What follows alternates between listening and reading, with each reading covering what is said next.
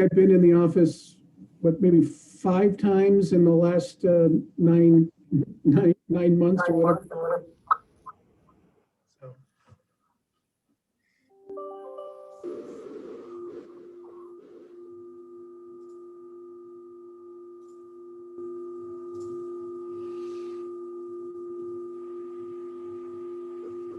A little bit of feedback. So if you're just hanging out, if you can mute yourself. I'm hoping it's not me, but we'll find out. So, it's technically 1:30. I think we've got enough of us for a quorum. So, Jessica, you want to run through the list and make sure you got everybody, please? Sure. Give me just 1 second. Catching everybody as they come in here.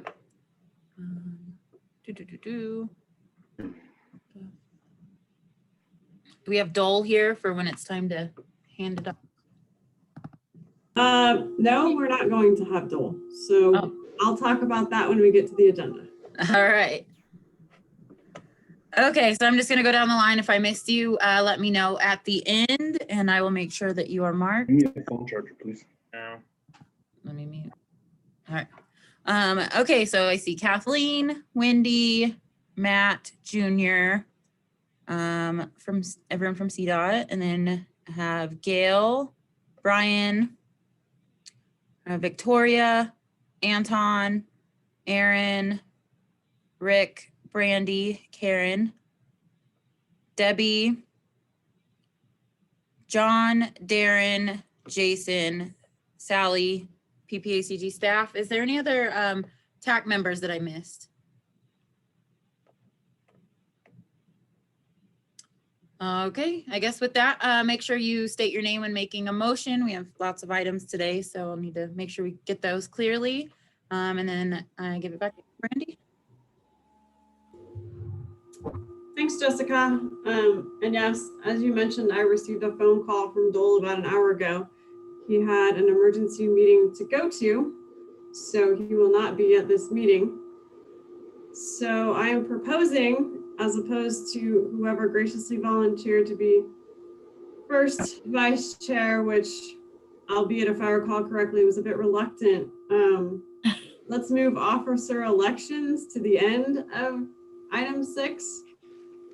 I think that wouldn't be very nice to have somebody dive into probably some of the longest action items we've had in a while.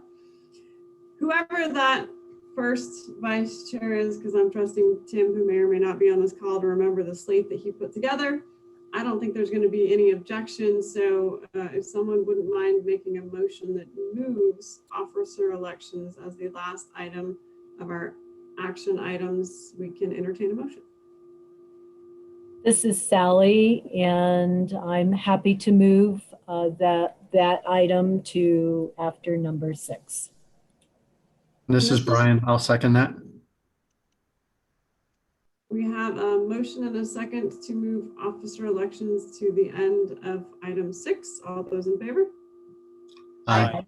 Aye. Any opposed? Wonderful. Item 3, public comments. Is there anyone from the public who would like to comment on an item that's not on the agenda? No comments were received. Thanks, Jessica. Hi, it's Andy Gunning, trying to find my other button. Oh, hi, Andy. Hey, how are you? I'm kind of Zoom stalking the TAC today. And I was going to say a few words when you guys talk about the stimulus stuff, so I can save it till then. I do need to jump off about 10 before 2. Not sure where it is on the agenda, but I can hold my comments till later if you think you can get to it, or you want me to say a few words now? I'm happy to. I would, just in case, if you could say a few words now, if no one objects to Andy speaking now, that way we know we're not going to miss it. Okay, appreciate it. With your indulgence, it'll take 30 seconds, but John and I have been talking quite a bit about the federal relief dollars that are coming down and the allocation and getting money on powers and research, and then the final work that the TAC had to do for today with your recommendation that's going forward to the CAC and the board then. So really appreciate everybody's hard work and making this all happen. It's been super complicated and people are going above and beyond in terms of trying to figure out how to make this all work. The one thing that popped up with me in a conversation John and I had last week, and just for the rest of the committee, I did reach out to Brandy and made sort of a bit of a special request that I told her was going to bring forward to the meeting today. I realized that the recommendation for the allocation of the leftover relief monies was going to go to 7 jurisdictions within the MPO region. However, John and I quickly noted that we've got 9 jurisdictions in the MPO areas, and I realized that 2 of them barely ever come to TAC meetings. They typically don't have projects in the tip, and that's definitely acknowledged, but was a little bit concerned about when this does go into the CAC and then onto our board for final approval, that leaving out Green Mountain Falls and Teller County without really seeing if they have a need for relief that would actually qualify under the federal guidelines, was a little bit concerned about what that conversation might look like. So my request of the TAC just respectfully would ask if there's a way to figure out how they could maybe see some of that relief, granted whether or not they have eligible activities is sort of the driving factor. John and I had a meeting just with the Green Mountain Falls and Teller County folks just about an hour or so ago, so we can update on that as you get to that item. But yeah, I just want to make sure that I know that those 2 jurisdictions aren't engaged at the TAC, fully engaged at the CAC and at our board as well. So I know this is going to come up. So just wanted to make that request. Okay, so thank you, Brandy. Thanks, Andy. Does anybody have any questions for Andy before he has to drop off, unless we make it through tip amendment number 8 rather quickly, and the board of directors report? Any questions for Andy at this time? And John, I'm assuming you're also familiar with the conversation, just in case Andy leaves, you can fill us in on the parts and pieces. Yes. Okay. I'll take that as a no questions at this time. John or Catherine, who's doing the board of directors report? That's John. There he is. Hi, John. And again, I'm in the office for the first time. I actually figured I might have to close the door. My apologies for that. With the board meeting, the first thing was the annual meeting. At the annual meeting, I think they named Stan Vanderwerf as the new chair for PPACG. The transit rep, which switches back and forth between Fountain and Colorado Springs, is now back to Colorado Springs in the rotation, and Councilmember Yolanda Avila is the transit rep. And they also named Holly Williams as the stack rep for PPACG. For the regular board meeting, they had 2 action items. One was the 2021 Long Range Transportation Planning Cycle, same presentation that Mark Northrup gave to you. And that schedule was approved. But again, the board was, I don't want to say adamant, but they just wanted, they made sure that they do have the ability to change it over the course of the next 3 or 4 years. And we assured them, yes, if something were to come up or change of board members or whatever, they do have the flexibility, and we weren't locking them in for the next 5 years. Then we talked about the stimulus funding. And again, the whole powers and research thing, they were on board with that. And then under presentations, Craig Blewett and Mountain Metro staff gave an update on the survey that they did, and gave the results of that. And Darius from CDOT gave a presentation on the performance measures and target setting. Under information items, Catherine gave them the first blush at the safety target setting. Again, that was just to sort of, again, give them some background information, and we'll bring it back to them again next month for action. And that is the transportation related items that was at the board meeting. Happy to answer any questions that anybody might have. Anybody have any questions for John? I have a question. I don't know if it's going to be John or Andy, but they talked about keeping Jill on kind of the Front Range Rail project. Did we get an answer to that yet, or is that still in limbo? There was no action taken because Jill is still on the board of directors, so she can continue to act as the representative. But that being said, there's actually no rule on the Front Range Passenger Rail representative being an elected official. In fact, North Front Range has a staff person as their official person, as does Dr. Cobb, Jacob Rieger. So if Jill is willing and able and the board sees fit to do it, when she's officially rolls off the board, they could just name her as a citizen representative for the region, and she can continue in that capacity. Although I always try to stay neutral, I will go ahead and go out on a limb and throw this out. Jill's built up a lot of cachet with folks around the state. So it's probably in our best interest to keep her in that position as long as she's willing to do it. So that's just my humble opinion for whatever it's worth. Thanks, John. Yes, Jessica, I completely forgot about the minutes. Does anybody have any changes on the minutes? Hi, this is Victoria. Hi, Victoria. So it looks like on December 17th, it says meeting agenda instead of meeting minutes. So with that change, I would move approval of the December 17th meeting minutes, as well as the other ones, which I'm not looking at, so I don't know what the date is. This is Sally, and I'll second that. Okay, we're going to change the meeting agendas to meeting minutes and approve all of the minutes. We have a motion and a second. All those in favor? Aye. Aye. Any opposed?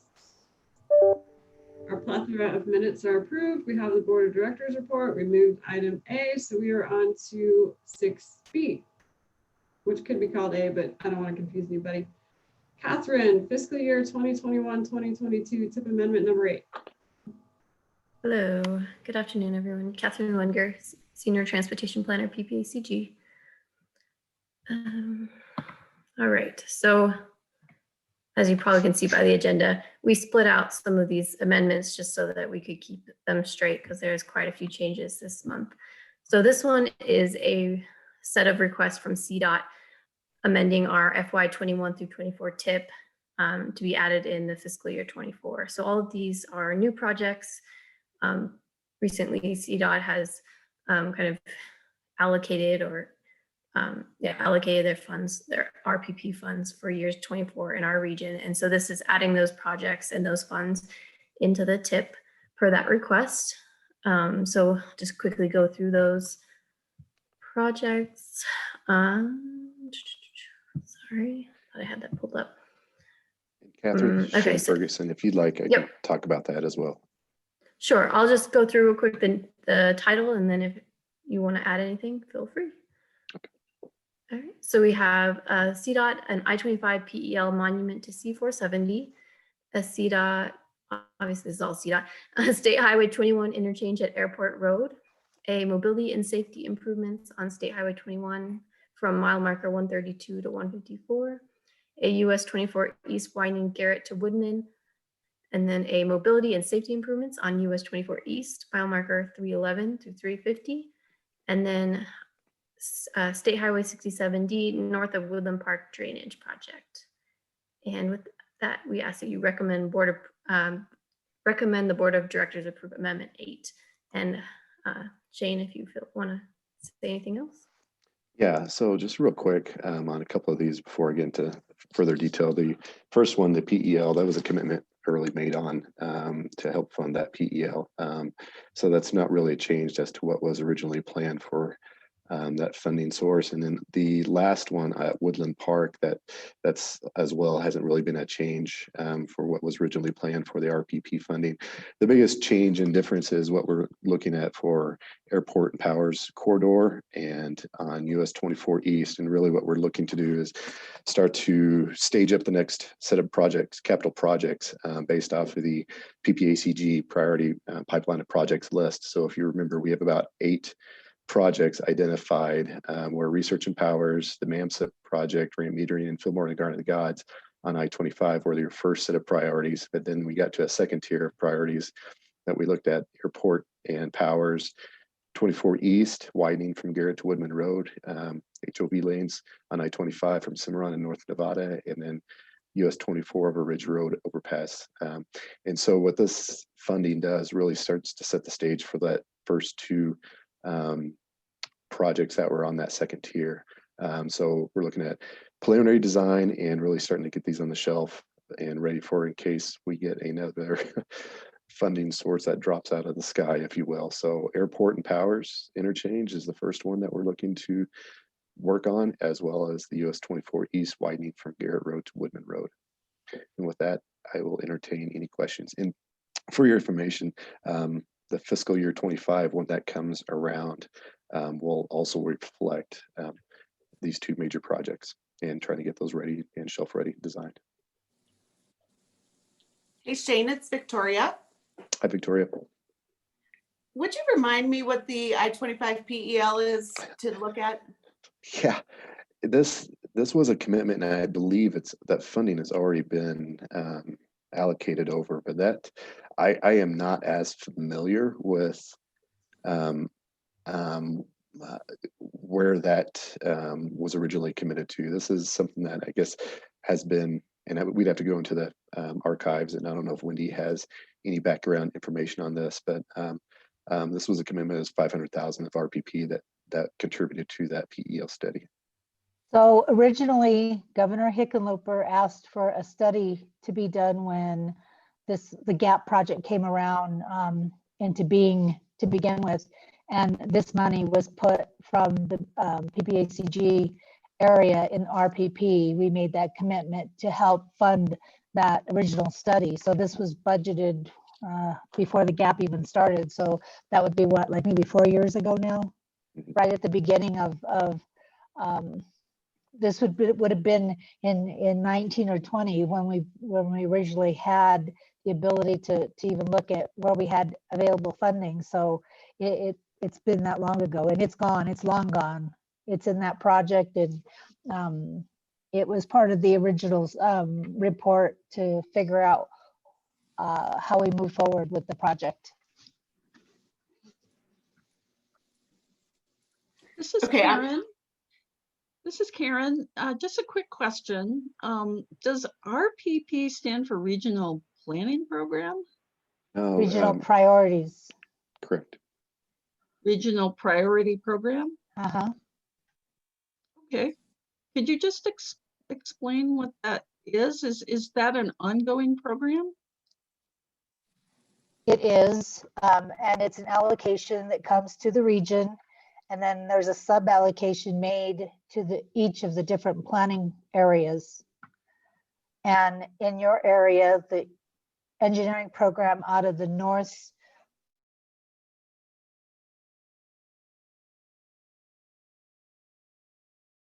long-range plan for the 25-year period that we allocate this funding to. Okay, thank you. No problem. So Wendy, I just want to be clear on something, because I just want to make sure we're not paying something twice. So this is something that happened 4 years ago, but never got booked. And this is just the accounting of it. And Correct. So we're only paying it once, because if we're paying it twice. No, it's already gone. It's been budgeted. It's gone. Okay, but this is just the accounting of it. So we're only Correct. paying once. Okay. Correct.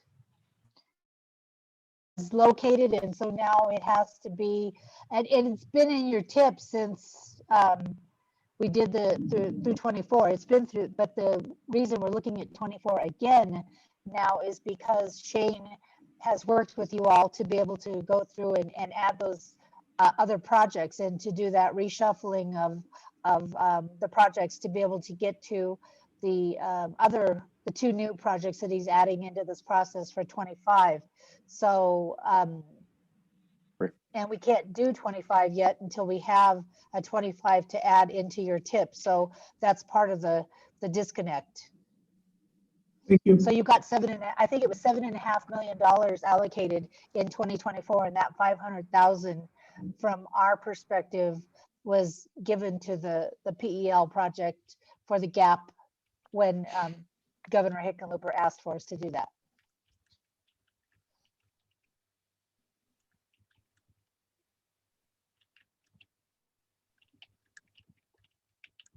Any other questions on this item?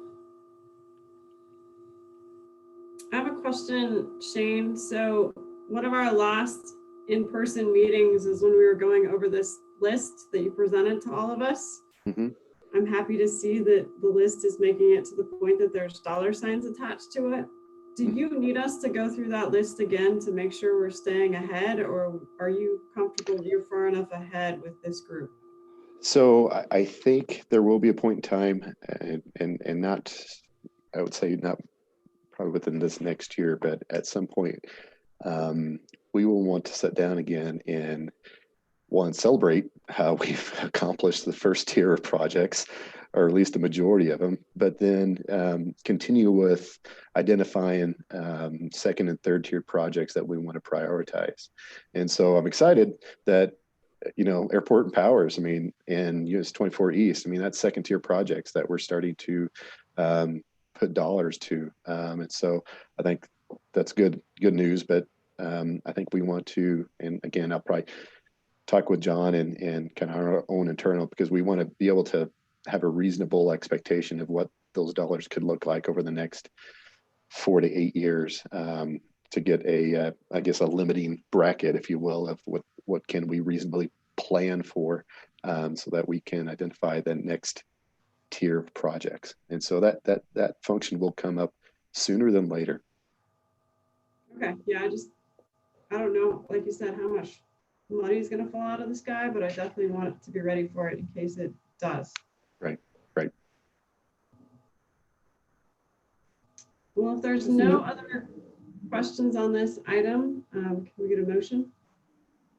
So I'll start with, I am thrilled that we are looking at putting money towards US 24 East. And I'm equally as thrilled that I don't have to work on another PEL study. So with that, I will move approval of this item. Thank you, And this Victoria. is Sally Riley, and I'll second that motion. We have a motion and a second for tip amendment number 8. All those in favor? Aye. Aye. Any opposed?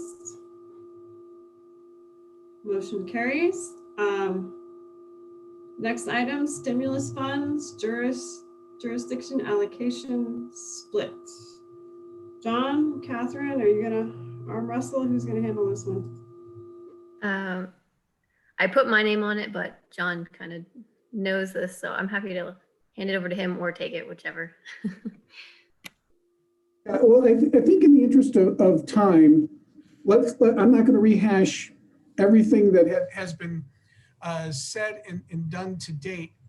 But I think there's a couple of things that I need to throw out. First off, again, we are still sort of waiting to get some sort of guidance from FHWA on how the stimulus, or excuse me, relief payments might work. And Aaron Busto, I know that John Cater said at the STAC meeting on Friday that some guidance would be coming out. Do you have any additional information for us that you're comfortable in sharing, or anything new since? At the current moment, this is Aaron Busto. At the current moment, I have heard that there is something out there, but I have yet to locate it. But I am going to find it soon. It is on my to-do list. Okay. And then, so I think that's the sort of the first thing is, again, on the 1.4 million, if we can sort of put it in the tip, that way we're prepared. If it's under that little section that says doesn't need to be in the tip, doesn't need to be in the long range plan, well, that's great. But this way we still have a mechanism by which we can move forward and be prepared. So that's the sort of the first thing. The next thing is again what Andy had talked about, is again, this share is predicated on 7 jurisdictions splitting it equally. Is there any desire to talk about splitting it 9 ways, or at least taking some money off the top and making an allocation to Woodland Park, Teller County and Green Mountain Falls? When we chatted with Green Mountain Falls, they did say that they had a project within the MPO area where they believe they could have the documentation from somewhere between $70,000 to $100,000 that they could document that back to FHWA to get some sort of payment. Teller County, again, when we sort of explained, the MPO is just this sort of swirl arm that goes up and captures Woodland Park and gets half of Green Mountain Falls, and they'd have to sort of document what activities are happening within the MPO boundary. They just said they don't have that information right now, but they certainly would like to try to see if that is something that they have the ability to do. I see, Andy, you're running. Is there anything that you wanted to say, or are we good? Yeah, I think we're good. We got some preliminary feedback from Green Mountain Falls, not as much from Teller County. Teller's more constrained, obviously, but yeah, we definitely heard from the Green Mountain Falls town manager that they've got a need for sure, and to shore up their public works impacts that they've been feeling recently, and not exactly sure how much of their area is within the MPO. There's still a little bit of estimation around that, but yeah, just if there's something that the TAC can do, that'd be super, and it would be appreciated.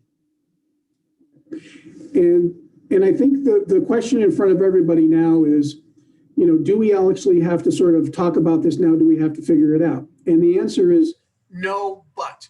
So we don't need to figure this all out now. We could set it off to the side. But at our last workshop, the question came up, well, if we do divvy it up, we hate to sort of do a tip amendment that changes some projects, wait a month or two, and then do another tip amendment that adds more money onto those projects.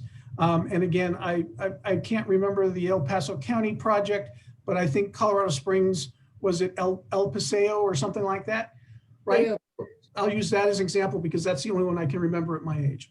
So I think the idea was, yes, while it's rushing it would be nice to do it now, because that way Colorado Springs isn't doing a tip amendment for El Paseo now with just a switcheroo that we needed to do, the swap we needed to do for getting money to Powers and Research.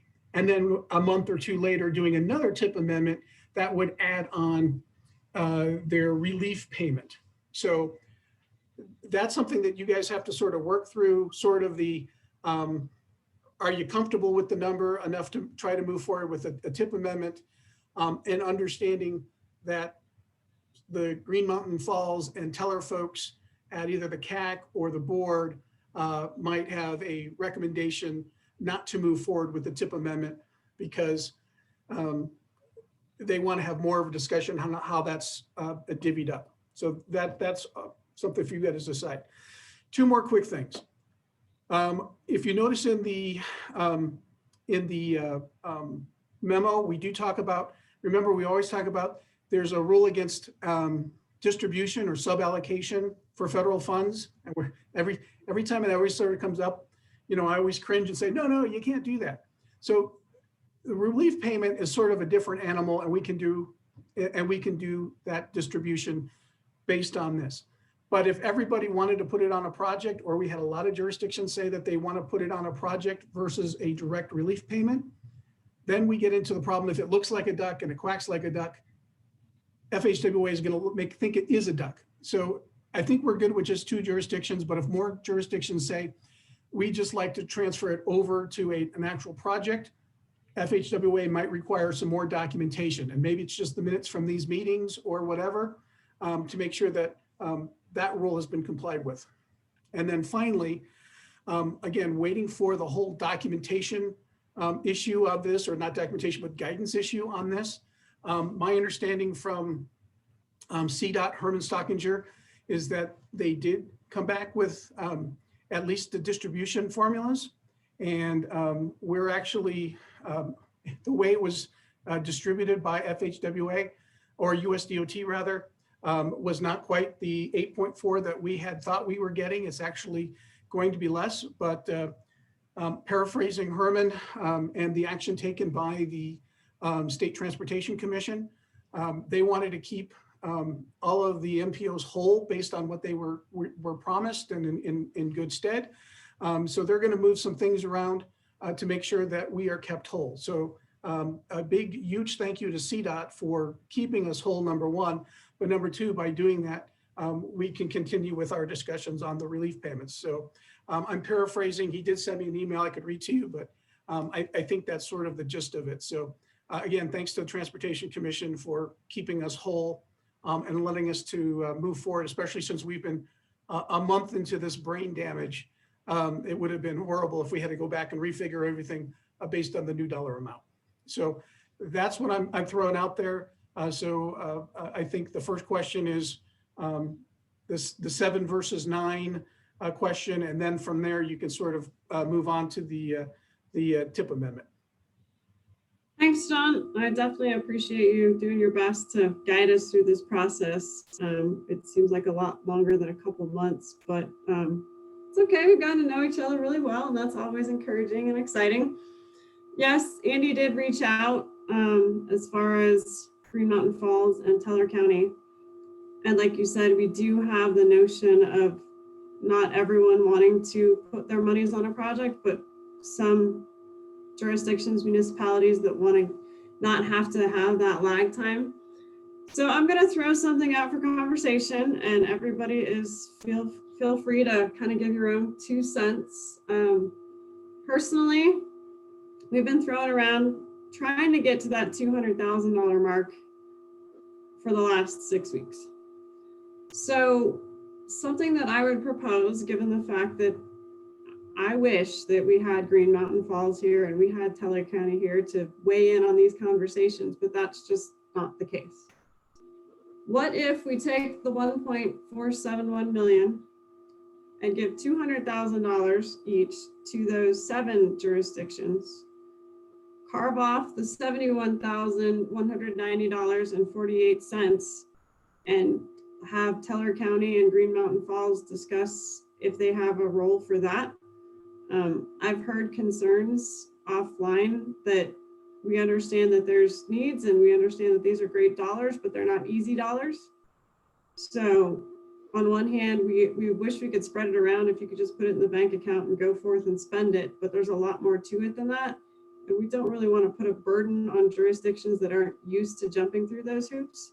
So I'm looking for feedback. That might be a way to get the best of both worlds. That way the entities here have a larger number that they feel comfortable with, but yet it sounds like the 70,000 might fit in exactly what Green Mountain Falls needs to finish what they've been looking at. So I'm willing to entertain other thoughts on that. This is Sally. Go ahead, Sally. And I would say, Brandy, that's a very fair approach. I know that Teller County does not have very many miles of roadway within the MPO that they can spend these dollars on, but that Green Mountain Falls does have quite a need in their small community. Thanks. Wendy? This is Wendy. I still think that before you make decisions on how you're going to split this funding up, you should wait until we have the guidance, because I think we might be making promises that we can't fulfill, and then we're going to have unhappy member entities with the process. And even if they don't come to the meeting, if we've made them a commitment, we've made a commitment, and then they're going to be mad that we had to take it back. Just my opinion. And I can't make a tip amendment until we have the money in the bank, and that still hasn't happened from our perspective. So we won't be able to make that amendment even till that happens and we have the funding pools populated and so forth and so on.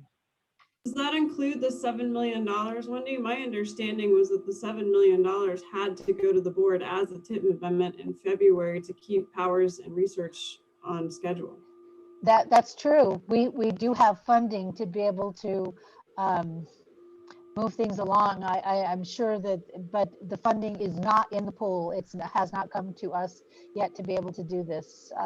But by the time it goes to the board, it could be transferred. So by February, I mean, we're still talking a couple weeks out. So. Right, I guess I'm just trying to balance everybody else's needs because like I said, we're trying to keep jurisdictions whole that don't want to have to keep going back. So I understand where they're coming from, and you're right. We don't have all of the parts and pieces that we need. So I guess I would just love to hear from probably from Colorado Springs and just get your take on all of this and where we are and what your thoughts are. Sorry, trying to make it correctly.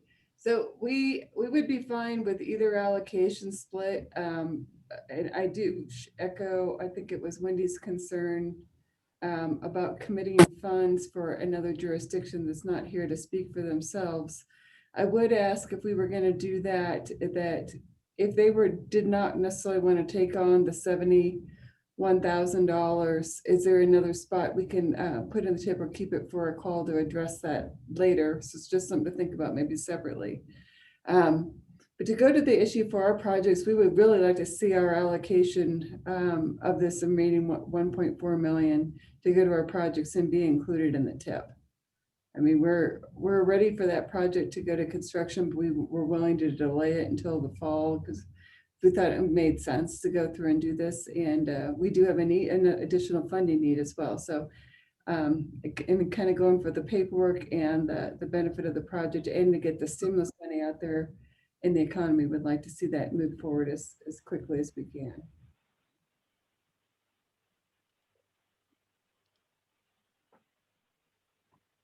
So to me, it sounds like we might have a longer timeline. Like that's, Wendy, can you talk me through like the best case, worst case scenario? And I'm thinking of Gail. So if this just goes to the board as a $1.4 million that I guess if we don't have, we can't allocate, or if we get it, do we just say that we're going to figure out how we're going to decide to spend it at the next TAC meeting? Like, what are you envisioning? So you can do it that way. You can do it to this point where you give Green Mountain Falls the $70,000, knowing that if we have to make a change based on what the rules are, we have to make a change. I mean, it's up to you guys to move forward, but this is what your direction has been from the very beginning. And I don't think you should make a change at this point until we know that we have to, in my opinion. I'm just trying to give you the lowdown that there may be some changes that have to happen if the guidance tells us that we have to do something different. And one thing I'm pretty sure, based on all of my experience with the federal funds, and Aaron can correct me if I'm wrong, or if he has some other information, but usually we have to have a project that hasn't happened yet to spend this kind of money. So I don't think they're going to reimburse you back for something that's already been done, because I'm sure that if you're going to use the federal funds and you've got enough of the federal funds, you're probably going to have to deal with Davis-Bacon and some other things. I just can't see how we can just walk away from the Buy American, Davis-Bacon, and the other things. And we kind of chatted about that the last time. Hey, this is Aaron. I agree with what Wendy said. Federal requirements do not disappear. Everything is as normal. So Wendy, hypothetically, if we take the 200,000 for each entity, 70,000-ish for Green Mountain Falls, if that goes to the board, and between now and the board meeting, or maybe at the CAC meeting, they determine that they don't need the money, the board can make a decision on what to do with those funds, can't they? Correct. So I think we have lots of options. We could do nothing, and we could just say, we'll talk about the $1.4 million in a month. We could split it up how it's shown on the screen, which is $210,000 for the 7 of us. Or we could include Green Mountain Falls and Teller County. Each of us get $200,000. We give up $71,000 for Green Mountain Falls and Teller County to discuss between now and the board meeting. And then if that doesn't go forward, then the board can figure out what to do with that 71,000. And any other ideas I haven't thought of in the last 10 minutes. So anybody have any else they want to throw on the table? All right, I'm going to throw something on the table. This is Victoria. What I don't want to do is do a tip amendment, start an IGA process, have to go back in 2 more months and change that IGA process because we're putting this on a project. We could wait, the county could wait until we have our guidance, till we know what Green Mountain Falls may want to do and has the capacity to do. So if Gail, if the city could wait just 1 more month, it's technically 2 months, but 1 more meeting on this, I would rather us do IGA changes just once and not 2 or 3 times. Well, then I have a question for Wendy. The amendment that's going to the board in February to change the timeline of the project, will that require a new IGA or not? The timeline for which project? So we switched, like our last special meeting, we went through and figured out which projects were going to fill that $7 million swap. So CDOT took our old money, we took the old projects, we put them in, kind of gave them a little fountain of youth once over and changed the timeline of those projects. Right. In doing that, does that require a new IGA, or are they not far enough along that we even have an IGA that we have to worry about? I think that's more of a question for Lachelle or Junior or Matt, but I'll tell you what, if we're taking out one color of money completely and we're adding in something or changing the dollar amount, it's going to require that you have to have some sort of an amendment made to that contract. But if Junior, Lachelle, or Matt want to speak to that, I'm sure they can give you more of a answer in more detail than me. Thanks, Wendy. Yeah, this is Lachelle. So in the contracts, the color of money actually is not called out. So except for MMO. So we're waiting to see if this money is going to be treated like MMO money. And if it is, then it will require a contract amendment. If it's not treated like MMO money, then it may not be an amendment. If we are increasing the contract cap, however, if you're putting more money towards a project, that would require an amendment. And if there's a change in local match or something like that, then that would also require an amendment. I seem to think, though, that you're going to have an amendment, and this is why I think this. They gave that funding a special tag for what was spent in the MPO, what was spent in each of the regions, what was spent in different areas. So somebody is needing to track that, and if they're needing to track it, then it has its own color of money. If we were putting it just into the your STP pool, or they put it just in the RPP pool, like we used to do in the old days, then it would have been commingled in there, and there was no way once it's in the pool to be able to figure out what happened to it. So since they gave it a specific tag, I'm thinking you're probably going to have a contract amendment if you're adding it to a project that already has funding allocated to it, and we have a contract already in place. You're going to have some sort of amendment, in my opinion. Okay, I'm going to phrase the question slightly different, as I hope to gain a little bit more ground here. There's no reason, and we're not going to hold up any of the projects in the $7 million if we wait to figure out what to do with this 1.4, are we?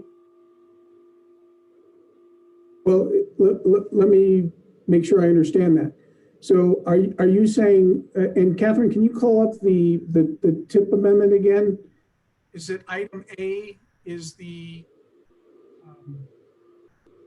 money for powers and research? So if It's item gonna A be- powers, go ahead, Catherine. Yeah, it looks like Jessica's getting there. Oh no, that's the CDOT one. It's the next item, Jessica. The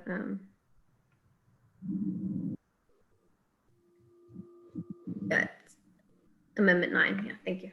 So tip amendment number 9, I think what we're saying is if the part A moves forward, that allows CDOT to then have everything in place to move forward with doing powers and research. And I think that's what we all had sort of agreed, that we wanted to hurry up and get powers and research done so we get the benefit of an extra construction season. If we delay and we don't get that extra construction season, then sort of what's the point? So I think part A is something that needs to move forward today. Then if you could scroll down, Jess, I think part B was when we sort of added in the extra dollars that would come from the 1.4. So item B and C, you go up a little bit. So I think it's item B and C. Is that right, Catherine? Those are the ones that we need to sort of, yeah, B is the relief payment, but to specific projects. And item C is the relief payments as a cash payment. Those we could hold off on and wait to see if we get guidance on. So we could certainly do that. From El Paso County has already said they're okay with waiting for B and C because they don't want to go down this road only to find out something's changed and then they have to double back. Colorado Springs has said their preference is to try to do it now because they're ready to move forward and they'd like to do it. So that's something that I think Colorado Springs and El Paso County have to sort of chime in on again. I think Victoria did ask Gail, but I don't remember if Gail had an opportunity to answer if they would be good waiting a month. But if that's the case, then what we do is we let A move forward, and then Catherine and I do up a separate memo that's not labeled tip amendment number 9, but rather just a chat about, and we can just call it even an information item, but saying, hey, CAC and the board, this is what we're thinking about the distribution of these relief dollars pending additional guidance from FHWA. Get the CAC's opinion, get the board's opinion, bring it back to you next month so then you can take final action and then it moves through and is adopted in March. So I think that's what I'm hearing, but again, I want to make sure that Victoria and Gail have a chance to weigh in on waiting a month on parts B and C. Yeah, and I'll go first, maybe next. I know Victoria did ask a question I did not have a chance to answer. If it was really only a month and it was really going to take that long for the paperwork to be consolidated, it probably wouldn't be that big a deal. I'm just concerned that there's going to be some other issues and I'm looking for some efficiencies. So one of the things I'm trying to propose, another option that we haven't discussed yet, if we know, I think this really just impacts El Paso County and Colorado Springs, that if we were to do an amendment where we would each get 200,000 today to go along with the Part B, so we'd have to modify those parts with like the $10,000, and then we could leave the rest for a discussion item for the board. I would say though, even if you get a discussion item, that I would even draft 2 potential amendments that they could go forward with at that time, whether it's going back to the 7-way split or if they want to modify it and do take the 71,000 off and then do the 7-way split, so they could take action if the board feels like there's been enough time to discuss it and they know the direction moving forward. I think, at least from the city standpoint, we're comfortable taking the money in with the project. I think from the county, that would be okay. I think whether Green Mountain Falls are involved in this, a lot of these other jurisdictions are looking to have some kind of a relief payment. In general, it may be worthwhile for us to give us the 400,000 between our 2 entities and kind of reserve that as a separate discussion item because it could take more than a month.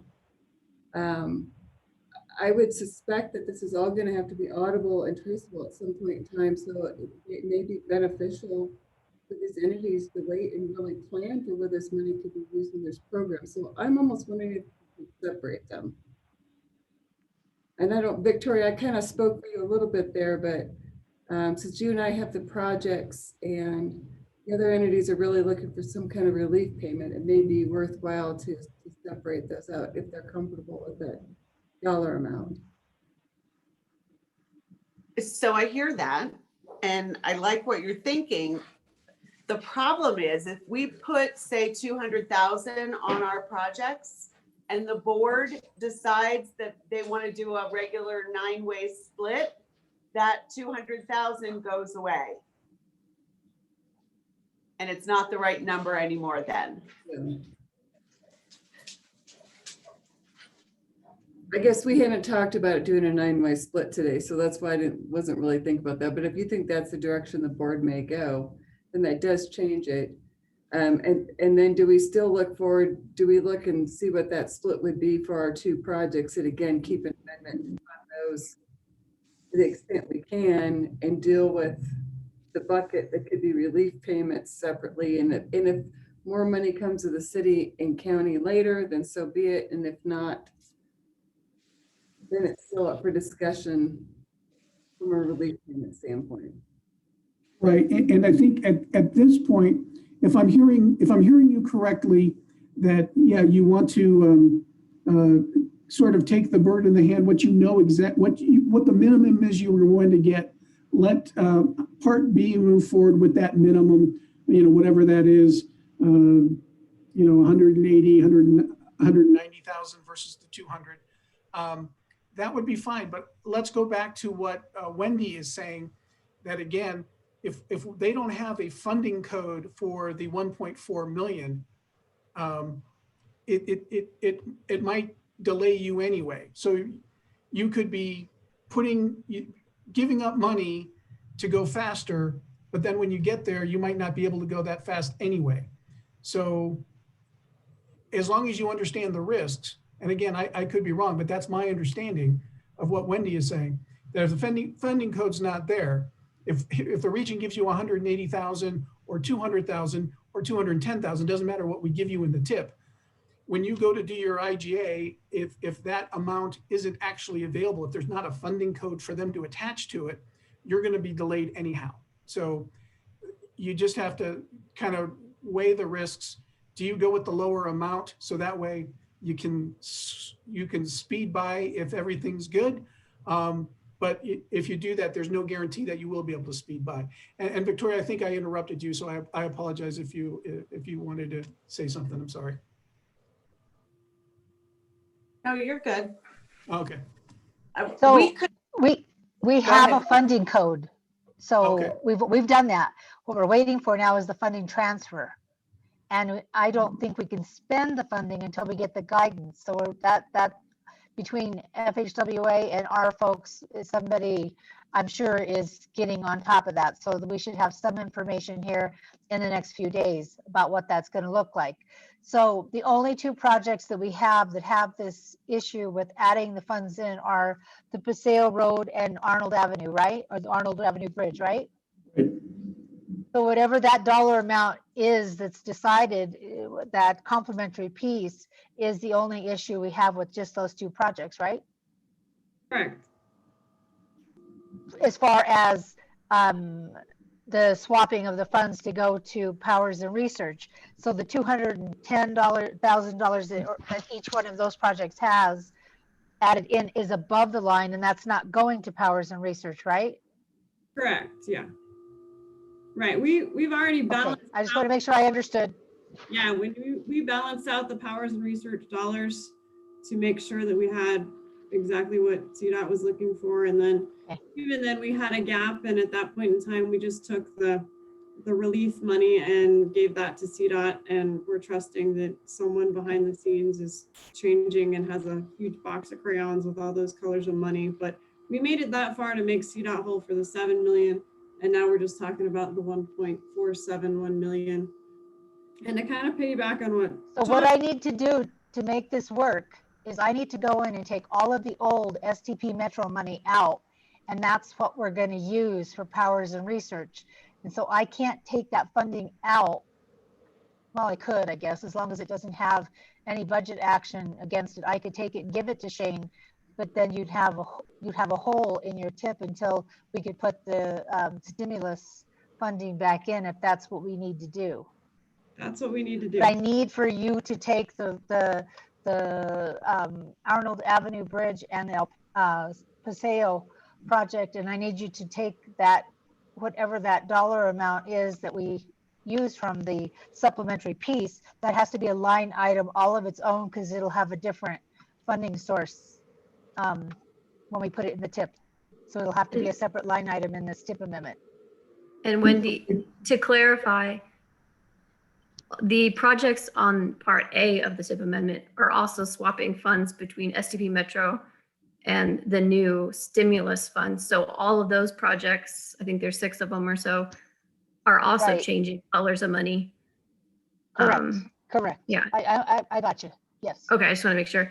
And so then we do have the that part B is what separates Arnold and sorry, my brain, and Paseo into Arnold another and line Paseo, item. right. Yeah, another line item tip amendment. So we're doing a swap with Paseo and with Arnold, but we're also adding money. So they're swapping and adding. Okay, no problem. Also, just on a side note, Wendy and Catherine, I sent you guys that email about my concern just with Paseo. I think that there's just a slight mistake on that one, and so if we could get together with Gail and you guys, I think there's just something we need to take a look at. So yeah, I was gonna mention that in this tip amendment once we actually get to this item, even though it's pulled up now, we're not actually there. Okay. I was gonna mention that, but yeah, definitely. Okay. So Now, Catherine, does it affect the dollar amounts? It does. Yeah, if we could get that out there now, then I think that'll help. Sure. So while Catherine's calling this up, I'll throw this out there, and at the risk of upsetting somebody, a jurisdiction or two, because I'm going to just pick a number at random, and it could have been a higher number or it could have been a lower number. But if everyone is comfortable with, and again, this is more for El Paso County and Colorado Springs, if you're comfortable with, and again, I'll just throw out a range somewhere. If you guys are comfortable just saying, give us somewhere between 190 and 200,000 per, and we know that, you know, and then if what the board does is more, everyone agrees to hold you harmless. If what the board does is less, then you guys agree not to come back and ask. And so we basically take the number, whatever that is, off the top, and then that's the number that gets split 5 ways plus Teller and Green Mountain Falls. That way, you're basically saying, we want a number now, today, for sure. We take that number, if it's 190 or 200,000, we put that in the tip amendment, and then that can roll forward. And then as soon as CDOT has understanding of how they can process it, then they can process your amendment without you either A, getting bogged down in what happens with the discussion of the distribution, and B, it's already in the tip amendment, so then you can just move forward the second CDOT's comfortable with processing it. So I'll throw that out there. So we do item A, item B, we remove item C, and B, instead of being the 210,000, gets reduced to a number you guys are comfortable with as a bird in the hand. And then the rest of the jurisdictions all have to be comfortable that if it's more, they don't mind giving it to you. And if it's less, you don't mind giving it to them. I'll throw that out to hopefully speed up the conversation and not get anybody too mad at me. All right, and I'll paraphrase while Catherine's looking that up. Paraphrasing, since you said 5 instead of 7, which is why I got lost somewhere in there, are you basically saying Colorado Springs and El Paso County kind of pick their low threshold number that they want for these 2 projects, and then the board discusses what to do with the remainder of the funds? Yes, that's what I'm saying. And if they end up, and I'm just going to pull this out of the air, let's say they end up saying, we want 195,000 each. So if the board comes up with the distribution that is 200,000, well, they lost out on 5,000 each. If they come up with a distribution that's 190,000, well, then basically they gained $5,000 and the rest of you collectively lost $10,000 spread amongst yourselves. So, Yeah, I mean, the difference is if you split it 9 ways, it's not 190, it's 163. So it starts dropping it significantly. Go ahead, Catherine, what do you got? Sure.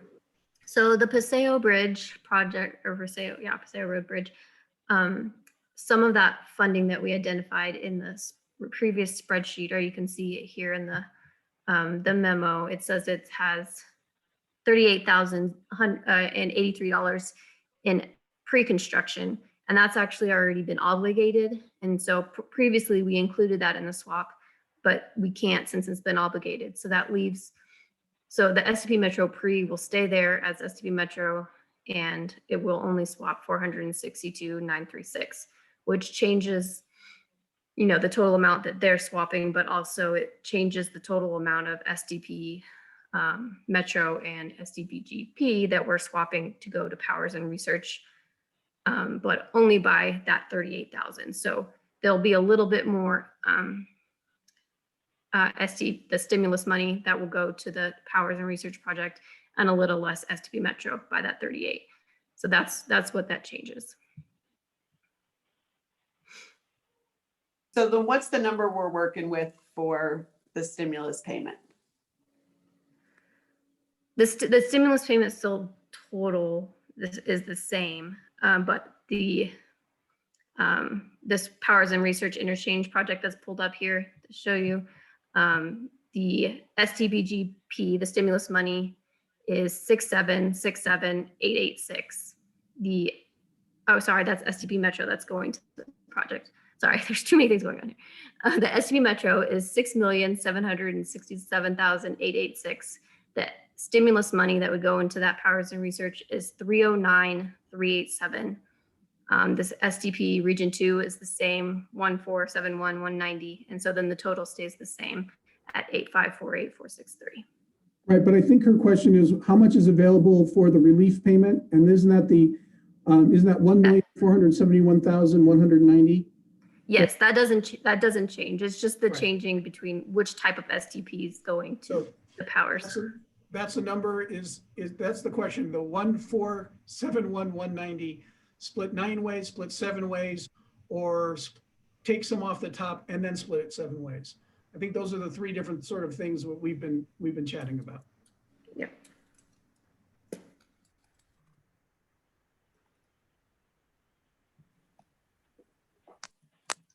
Okay, I'm going to throw another monkey wrench in, and I hate to do this seriously because of my own schedule, but what if we wait a week and do a special meeting?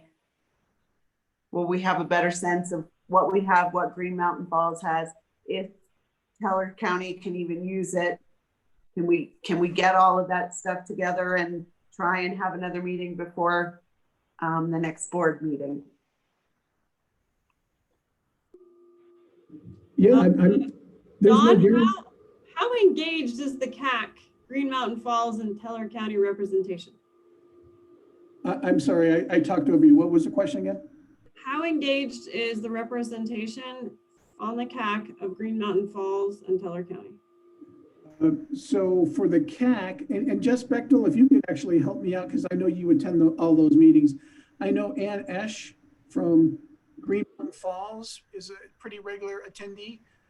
Yes. Teller County, do you remember who the CAC representative is? They don't have one any longer. They used to have Ellen Hazy, but she no longer attends. I don't think we're going to get much smarter in a week, Victoria. I wish we could, but I just don't really see it happening. So, yeah, but technically we have 3 weeks until the board meeting now. So when do you want to hold this meeting, and when does the agenda need to go out for the board meeting? I'll check that now. Yeah, the board meeting, the agenda goes out for the board meeting, I think the week before. And so we could definitely. Board agenda will go out on February 3rd for the 10th. So maybe the afternoon of the 2nd, is that too late for you, Catherine, and those who have to put the agenda together? That's real close. Yeah, we pretty much, like the Friday before is when everything gets wrapped up for the board files. Unless it's a really generic memo or no memo and you guys provide whatever update at the meeting. But if it's action, you're gonna probably want more time to put that on there. So is that February 5th? Yeah, that'd be February 5th. Or you mean the Friday before, the week before the week? No, it would be the 29th, January 29th. So next Friday is basically when all the board items are due. You guys could probably have wiggle room to like the 1st. But that's cutting it pretty close. So, because we send out the board workshop stuff first, which would be Friday the 5th. And then the board meeting is on the 10th. So the, When are you going to talk to Green Mountain Falls next? we didn't have anything scheduled, but I can reach out to them again. And I think at this point, What we're really waiting for, the next domino to fall, is some sort of guidance from FHWA as to how this would work and what's eligible. Right? If they come back and say, only these things are eligible, and this is the process for documentation and stuff like that. If Green Mountain Falls can't provide that documentation or doesn't have eligible expenses, then they drop from, gee, it sure would be nice to have somewhere between 70 and 100,000 to zero.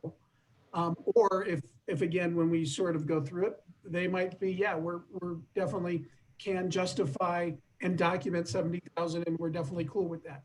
Same with Teller County. It all depends on what the rules of it are. So once we get something from FHWA as to how relief payments work, because quite frankly, we've never dealt with that before. And in my 20-some year career, usually when the feds give us money, there's so many strings attached to it. No offense, Aaron. It's not, it's not something that is, I've seen anything like this where it's going to be a little different. But like Aaron said before, and I think Wendy said before, it's still going to be federal dollars. You're still going to have to sort of document your reason for getting it. And it's going to have to, that documentation is probably going to have to sort of relate back to the NPO area. You can't just say, we're going to do all of this.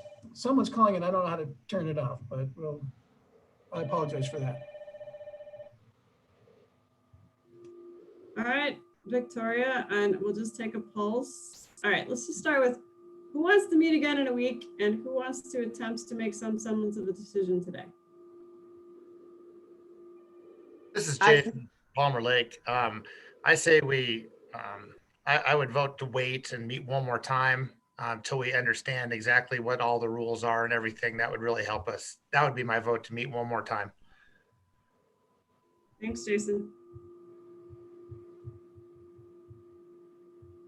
Okay, well, Victoria, it was your idea. Gail?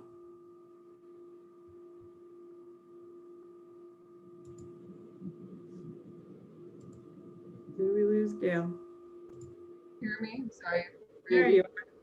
Yeah. If the consensus was great, we could find a time to meet next week. If not, we can't figure something out from the schedule next week. You're really breaking up, Gail. yeah, I can't hear you. I don't know what's different. I'm sorry. I can disconnect and Much better. Go ahead. Better. okay. If the consensus was and we could find a time to meet next week, we would do so. If it gives a time for additional guidance.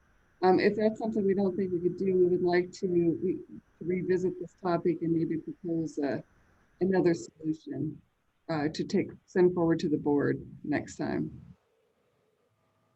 All right, thanks, Gail. Brian? I'll just say ditto what Gail said. I'm just gonna go down my list. Sally, any thoughts? I'm fine to meet next week at this time. We can meet Thursday.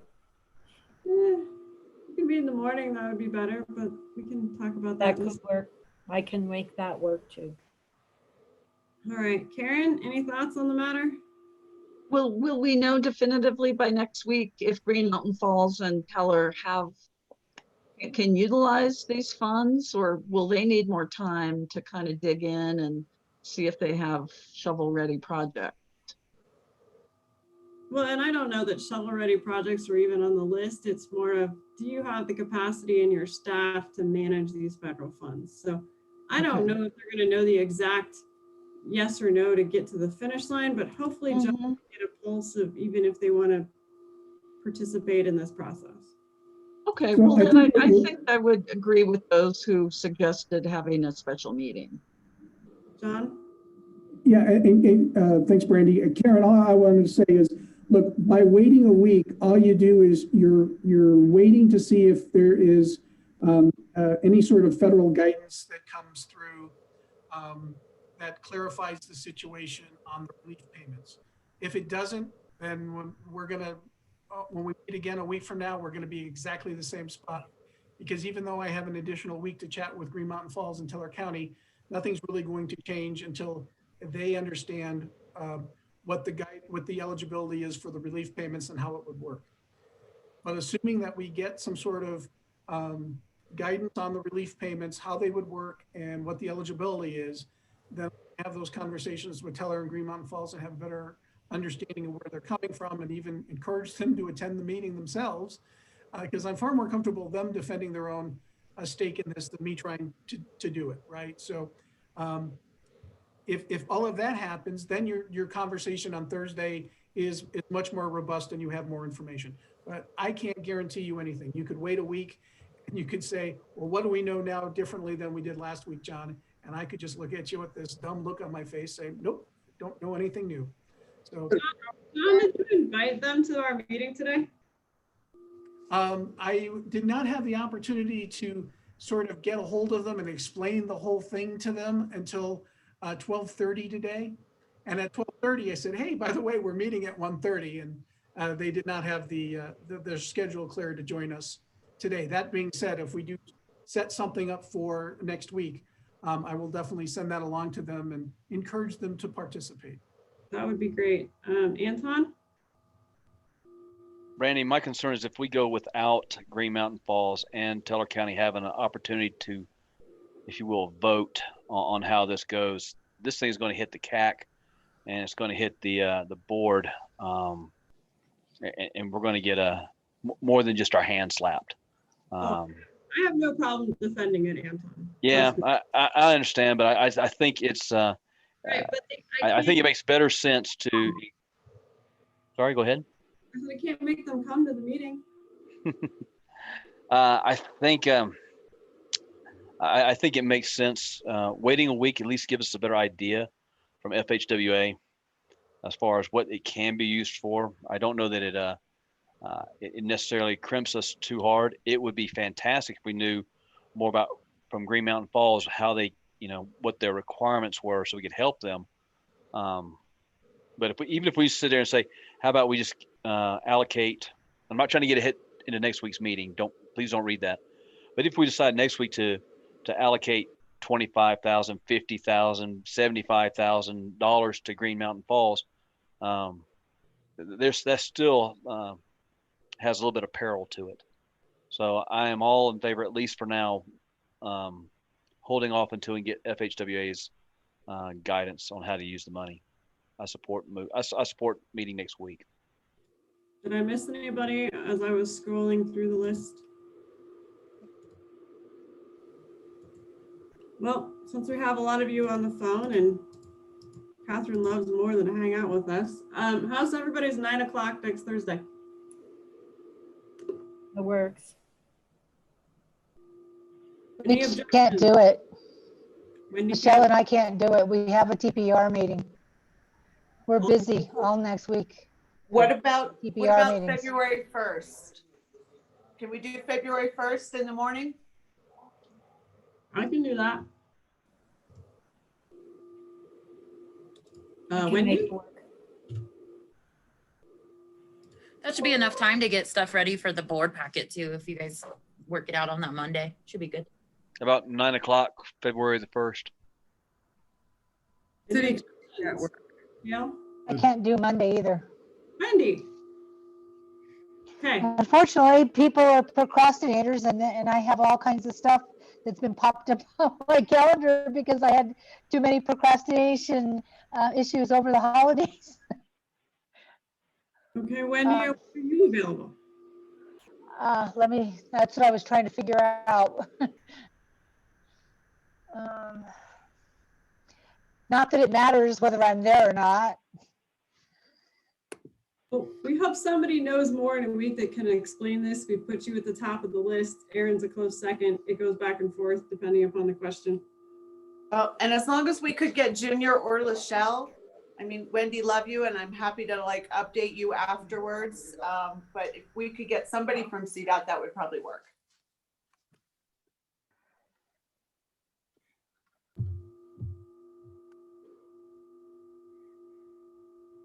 Junior and Lachelle, are you guys available Monday at 9? I'm available whenever you need me. I can make my schedule work. I'm available until 10. I have another meeting at 10, so we can do 9 on Monday, and then have to jump off. All right, we'll talk fast. Wendy, did you find any time that was available at all that we could pretend to have a meeting? I'm looking to see on Monday. So my Monday, I have a 9 o'clock that I have to do. And then I have from like 10 to noon on Monday, the 1st. Are you two on our arm But I've wrestle? already rescheduled a meeting with other folks for the afternoon on Monday and I can't reschedule that again. So I have from 10 to noon on Monday, the 1st. We do 9:30 and Lachelle could start it and Wendy could finish it. I mean, I'm just throwing ideas out here. I don't really have a preference as to. Okay, that works. I can get on as soon as I'm done with the other meeting. I'm happy to do that. Does that work, Lachelle? Yeah, that's cool with me. Okay, so right now, 9:30 a.m., February 1st. Anybody can't make that?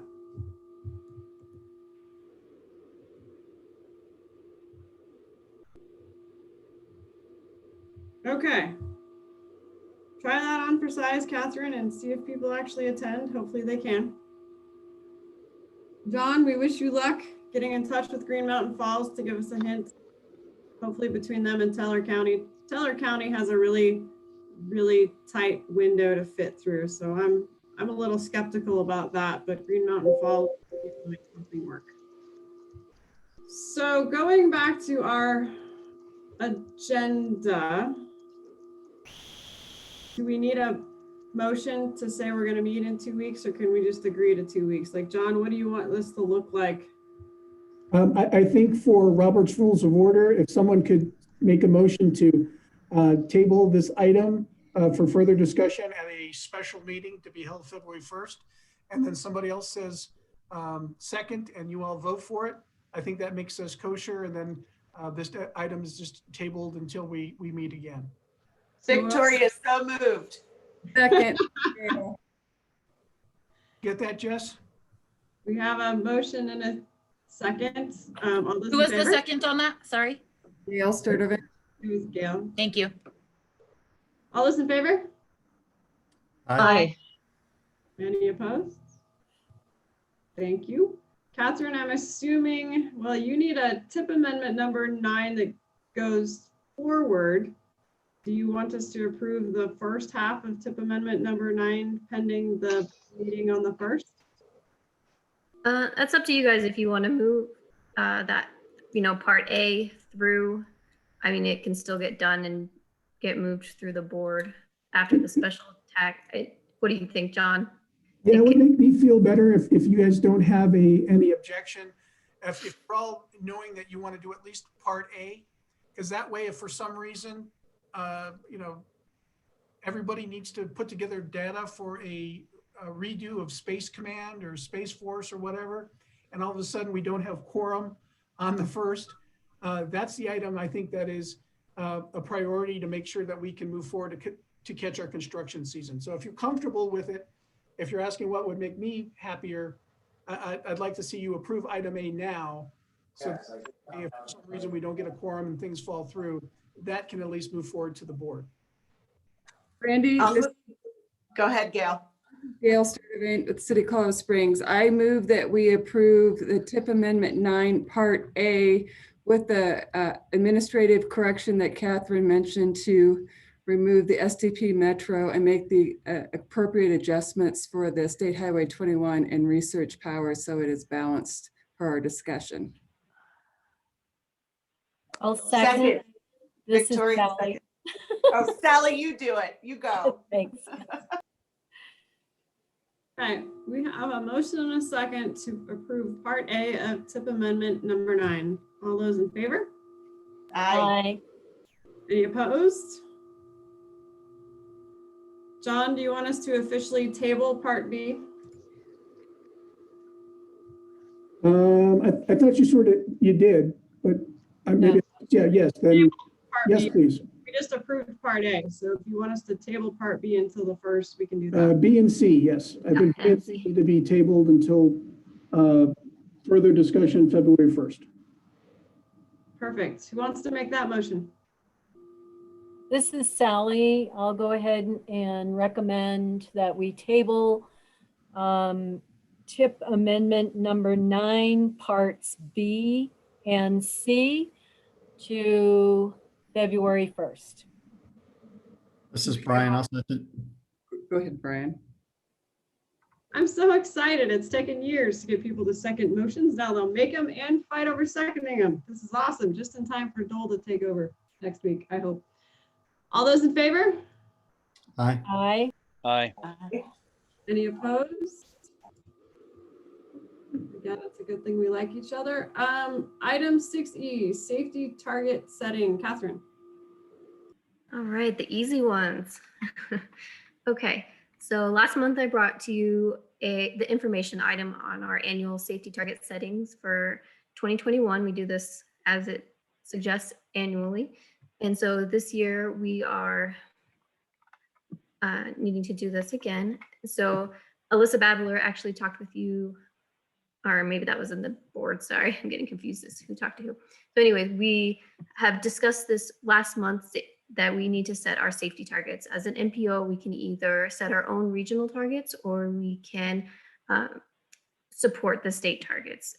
All the past 3 or 4 years, we have supported the state targets, and that's what staff is recommending to you again. The targets that we are recommending for the state, supporting the state, are listed in your memo for 2021. Therefore, the number of fatalities, fatality rate, the serious injuries, serious injury rate, and then the number of non-motorized fatalities and serious injuries.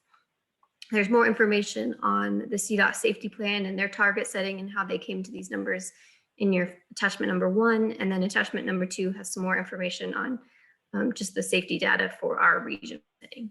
And so with that, I can take any questions if you would like.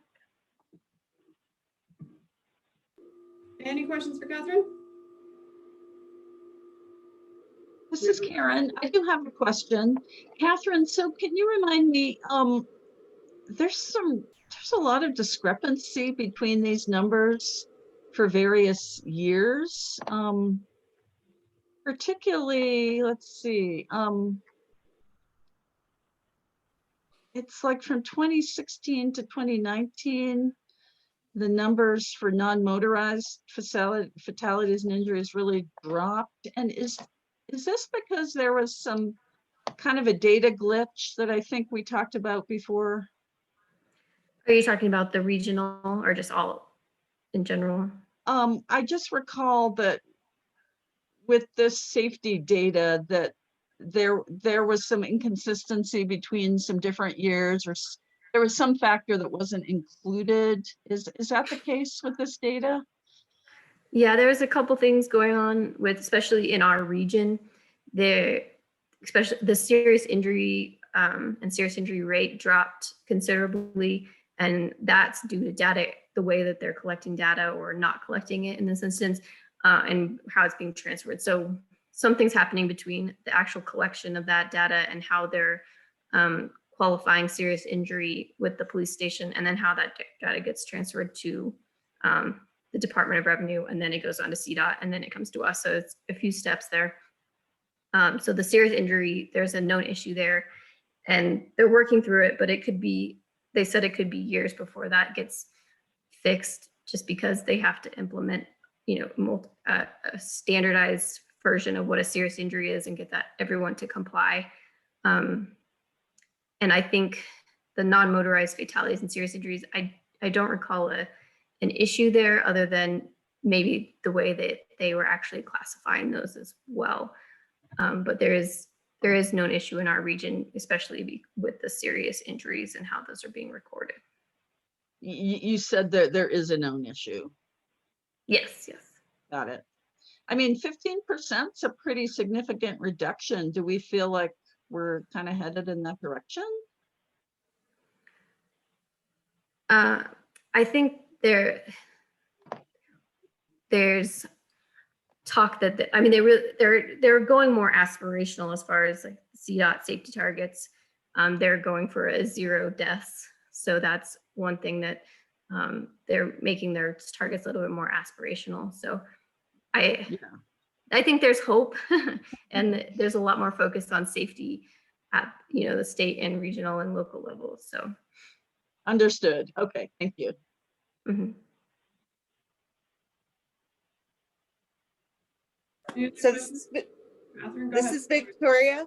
I'm going to move approval of using or supporting the CDOT safety targets. This is Sally, and I'll second that. We have a motion and a second. All those in favor? Aye. Aye. Aye. Aye. Any opposed? Perfect. Motion carries. Almost there. Almost there. 6, we're going to call it F because that's what's on the agenda. PM2 and PM3 target setting updates. Catherine. All right, so this is, in addition to safety targets, we also have other targets that we set that are required by federal highway and the DOT. And part of those are pavement targets. So whenever CDOT, since we are supporting the state targets for these as well, since they've updated it, we are required to update ours as well, or choose to support these new targets. And so that's what we're bringing to you here, is that CDOT has, after their mid-year review, has decided to make some updates to their pavement targets and have requested that we do the same. And so the ones that they're updating are the percent of pavements on the interstate system in good condition, the percent of pavement in the interstate system in poor condition, and then percent of pavement of non-interstate NHS in good condition, and then percent of pavement on non-interstate NHS in poor condition. So the targets you see here are the CDOT updated targets, and staff recommends that we support these state targets again for these ones. These, and just as a note, these are typically 4-year targets, but CDOT does have the option to do a mid-year review of these, which is about 2 years, and update them. So that's what they're doing here. And I'm happy to take any questions, and there's more information in the attachment as well.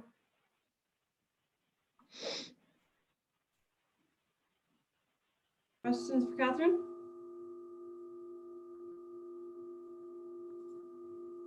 Motion for this item? This is Karen. Sally. Oh, go ahead. Go ahead, Karen. Oh, okay, it's Karen. I'll make a motion to approve the item. This is Jason. I'll second. Thank you. We have a motion and a second to approve the targets that Catherine just went over. All those in favor? Aye. Aye. Aye. Any opposed? Motion carries. All right. For the sake of Sally's sanity, we are back to item 6A. Yes. Officer elections. Catherine, is this you as well?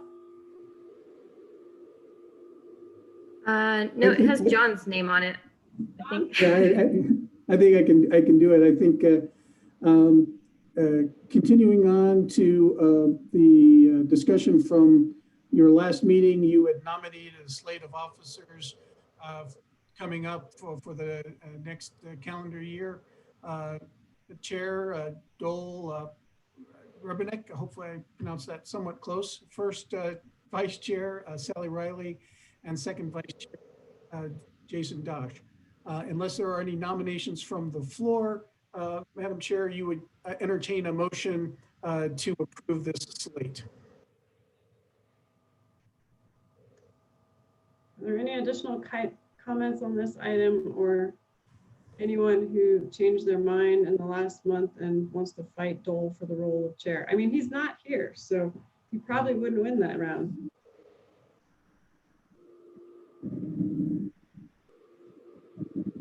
Okay, it's awfully quiet. So can I get a motion for the slate of officers as read by John in this particular item? So moved, Victoria. I'll second. This is Brian. Thank Good you. luck, everyone. Yes, thank you. That was pretty fitting there, Brian and Victoria. Good job. So, with that, all those in favor? Aye. Aye. Any opposed? All right, Sally, that was your one chance. You voted for it. So I am officially going to turn the rest of the meeting over to you. Thanks, everybody. It's been a great 2 years. Sometimes it seems like an eternity, mostly just the last month. But thanks, guys. Thanks, Brian. Thanks, Victoria. And good luck to the three of you. Thank you so much, Brandy, for all your efforts and guidance and leadership. It's been wonderful, and we'll move on to item number 7, which is information items. Item A is the CDOT update, which is a standing agenda item. Does Kathleen want to start? Sure. The first announcement I wanted to make was that some staff changes at CDOT, that Nate Vanderbrook has been named the bike ped planner at CDOT, replacing Betsy Jacobson, who retired last year.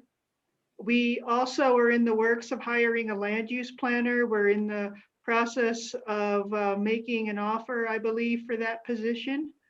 And then Gail Hoffman, who retired as a planner at CDOT as of January, her position is in the works being filled in our multimodal planning branch. Also, there are the Region 2 of CDOT is holding transportation planning region meetings next week. And related to you guys, I know that Pikes Peak, Jason O'Brien is going to give a presentation to Central Front Range about the Tri-County plan. Another announcement that was made at the TC today is that Sophie Schulman, who was our innovative mobility office chief, has now been hired at the U.S. Department of Transportation and will act as the Deputy Chief of Policy. And we're very happy for her. One of the comments of Steve Harrelson, our chief engineer at the TC, was that they are excited because the money that's funded to contractors to do construction projects, it exceeded its,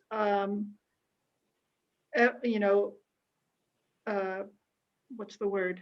Anyway, they spent over 800 million, and that's the highest amount of dollars they've ever put to contracting projects.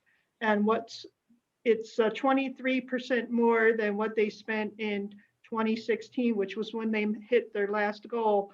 And he was just pleased to say that during the coronavirus and all the problems that CDOT came through and got a lot of good work done. And they're hoping to even looking towards spending even more in the next year. So that was some exciting news. And I don't know if anyone else, Region 2 staff or Rebecca White, who's here from DTD, have any other comments to add? Just add to that. Thanks, Kathleen. Just a minor clarification that we are in the process of hiring a land use person. We're not quite as close as I'd hope. We're still narrowing down the applications, but that's a pretty significant hire for CDOT. We've never had expertise in that space. Looked for someone to kind of do that in particular. This person will also just be another hand on deck for planning overall. But as we sort of get more involved in working with communities across the state to sort of think about land use and what that means for transportation, this will be a really important hire. Thank you, Rebecca. And any other CDOT comments? Wendy or Lachelle is now gone.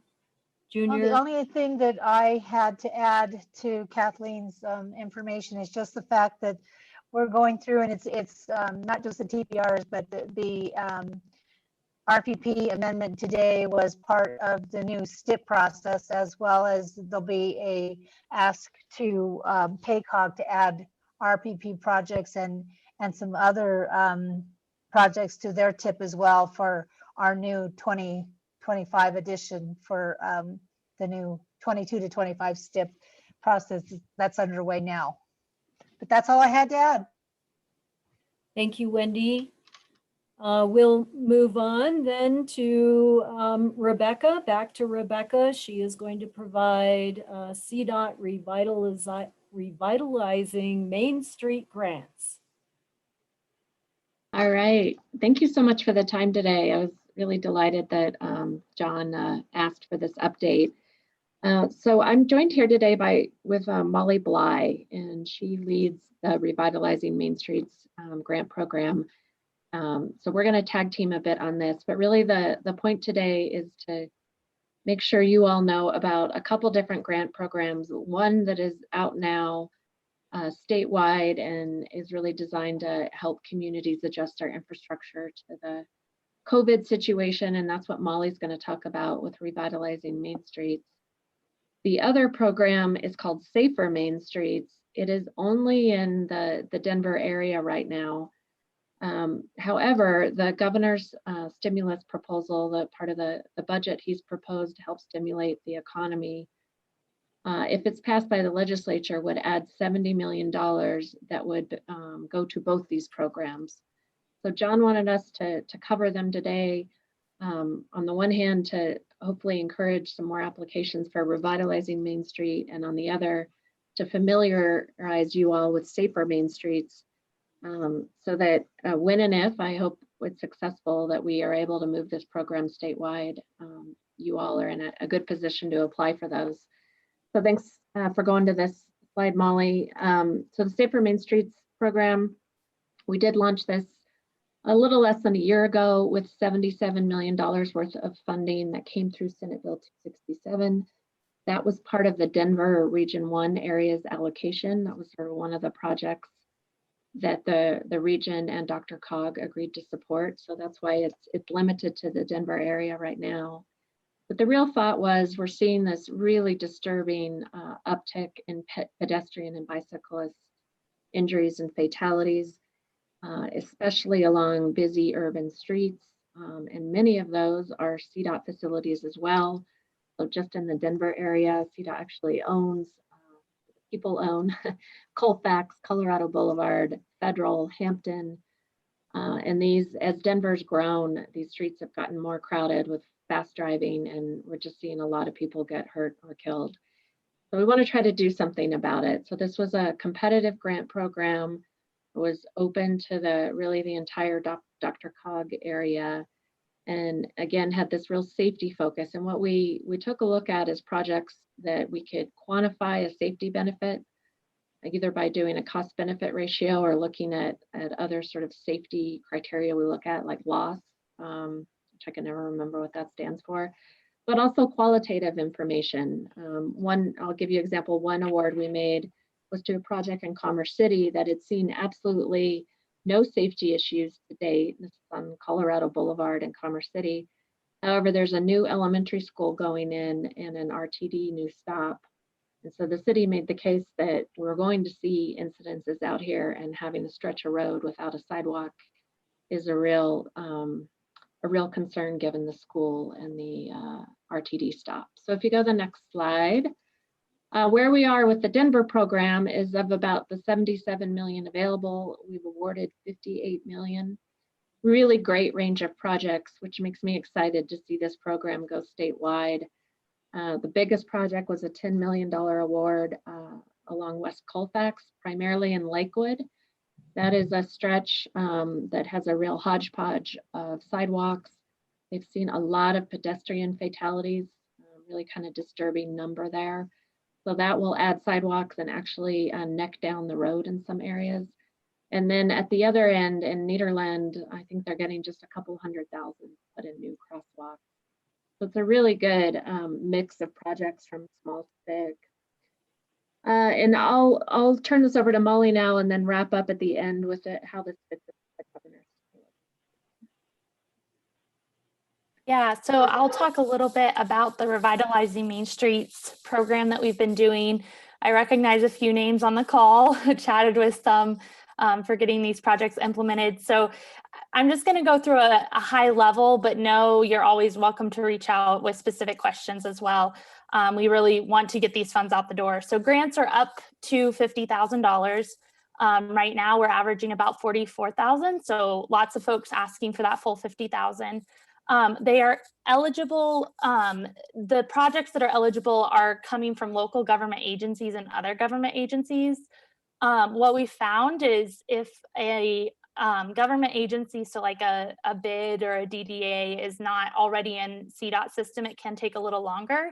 But if local governments apply, we're getting these out in about a month and a half. So we're really looking at a quick turnaround, getting these out to locals for some quick win projects. I do want to highlight that multiple applications can be submitted from one local entity. So if you have already applied, please know you're welcome to apply again. There is a degree of regional equity. We're not aiming to fund 10 projects in one town and none in another, but we are looking, and if there is need across multiple projects, the committee is looking at those, and we are definitely awarding multiple applications to one entity.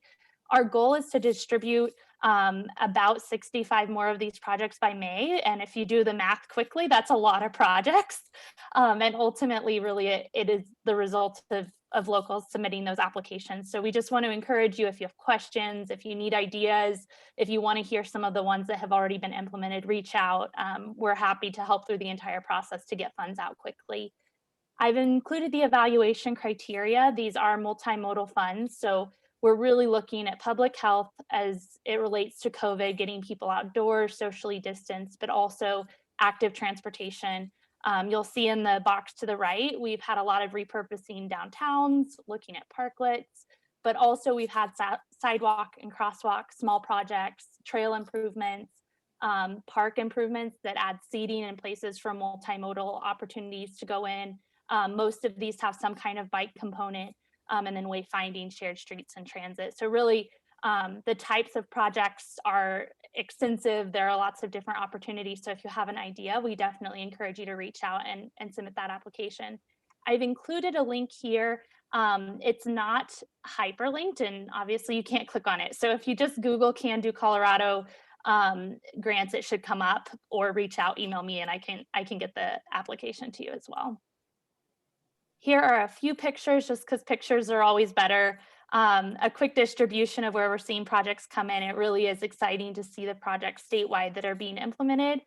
And then we've seen everything from temporary plans to incorporate bike lanes possibly down the road as pilot projects, to the closing down of main streets like you see here, and then bike lane expansion, some of the rapid beacon crosswalk implementation, and then also sidewalks. This one was in front of a senior health facility. They were trying to make it more accessible and silt to let older folks have a place to get out and walk during COVID. And the second one I want to mention just quickly is we do also have the availability of grant funds for teleworking still. The application eligibility for this is a little wider. It's all those same ones who would apply for Revitalizing Main Streets, but also TMA, TMOs, and nonprofits. And our goal here is just to help folks who are needing to adapt to telework make it work. So you can see the different examples of types of projects there. We've seen a pretty even split of local governments and nonprofits. And we have expanded these. They were 5,000, and we heard that making these a little bit more would make it worth the time and the effort of applying. So these are worth 10,000 now. The application is the same place as the Revitalizing Main Street. So I always want to put a plug in for that. We've got funds left for about 20 more projects here. So definitely still enough money, and we encourage folks to apply. Okay, so I'll just connect this back to the proposed stimulus funding. So the governor's proposal to the legislature included a pretty large package to help stimulate Colorado's economy. You see that red circle there is 220 million in this area of creating jobs by investing in shovel-ready projects in our outdoor economy. If you go to the next slide, that means 200 million in the transportation world of that 220. I think the other 20 is for would be flagged for the Department of Natural Resources. So taking that 200 million, 70 would go towards these two grant programs that Molly and I just covered, Safer Main Streets and Revitalizing Main Streets. And then 130 million would be for shovel-ready projects around the state with a couple key categories that were flagged by the governor's office. So legislature will be reconvening soon. We're very hopeful to get these dollars and are already doing some work in the background so that this Safer Main Streets program is ready to go statewide if we're successful here. And with that, I will just, I don't know if you all have time, but we're happy to take a couple questions. Rebecca, this is Jason with Palmer Lake. Hey, I didn't see this in the packet. Is there a way you can send this presentation, this PowerPoint presentation email to us? Maybe give it to some of the right people here in the town, because some of this is very interesting to me here. Absolutely. Can I get it to John, or who would be the right person? Just send it to Catherine. She does all the real work anyway. Okay. All right. Yep. No problem. Absolutely. Thank you. And I put in the chat a link for the Can-Do grant projects. Thank you, Rebecca and Molly. Does anyone else have any questions for our CDOT partners? Okay. Then what is next on the agenda is item 8. Any member entity announcements that anyone would like to make? I have one. All right, Wendy. So it looks like from Kathleen and I back and forth during our meeting that we might have some answers to how the funding is going to flow and what will happen with it by next week. So as soon as I know something, I'll be passing it on to John and Catherine so we can get it out to everyone. Okay. Thanks for that work, Wendy. Awesome. Anybody else? Sure. I just wanted to chime in after that presentation. We actually just got some of those funds down in Fountain. Sure. And Molly's promising me it's going to be the easiest job I've ever done. So I'm looking forward to that. So I would say apply. And Jason, if you have any questions, just reach out, since we're kind of in the process for at least part of that. Okay. Randy, what are you using those funds for? What's your project? We're revitalizing intersection in Fountain right next to City Hall, kind of City Hall customer service, and then another meeting building that our Pura, our urban renewal, has purchased. So streetscapes, kind of parking areas, ADA improvements, just a facelift for a couple of buildings and the frontages of those buildings in the middle of our downtown. Oh, great. Okay, any other announcements from our group? Not hearing anything. We have items for future TAC meetings. So our special meeting on February 1st, we'll have the agenda item 6C that we tabled, as well as portions of the amendment number 9, part B and C. So that's for February 1st, and then our next regular meeting will be February 18th. Catherine or John, you have future items that we should have a heads up on? Right now, we have, or I am bringing, we have some targets setting that we need to do for some new FDA safety targets. So that'll be an info item. And then I believe Rebecca White is coming back to talk, or somebody with CDOT is coming to talk about the GHG program. John, is that correct? Yep, nope. Rebecca should be joining us again next month, talking about the greenhouse gas roadmap. Okay, we'll look forward to Rebecca coming back. And other than that, I think we have concluded. Thank you, Brandy, again, for doing such a great job, especially during these unique times. You did great, Sally. That was absolutely perfect. So thanks for your willingness to chair the second half of the meeting. Absolutely. Great job, Sally. And Okay. we'll make sure that Dole knows that he owes you coffee or lunch or something like that. Yeah, let's hope he doesn't make this I'll regular item. remind him for you. Okay, thanks, Karen. All right, everybody, have a good weekend. We'll see you next Monday. Thank you all. Thank you. Thanks. Bye-bye.